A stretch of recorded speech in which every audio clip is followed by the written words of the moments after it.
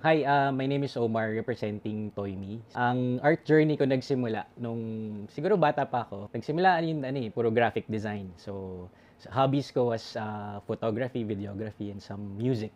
And then nag-evolve siya from layout design, more on yung, meron kasi kaming gigs before. So, doon nagsimula mostly poster designs, ticket designs, saka shirts.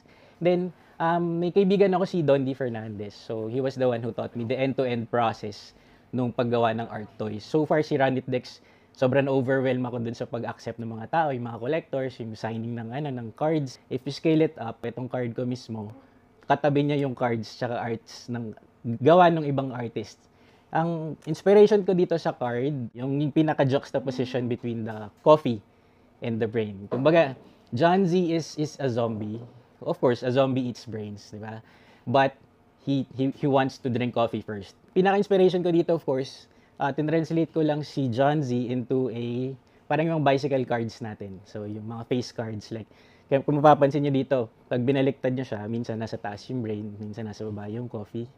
Tapos, may mapapansin kayo dito something na may letter Z sa gitna, kung mapapansin nyo. Yung kamay, yung pinakakamay niya. So, yun ang inspiration ko dun sa card na yun.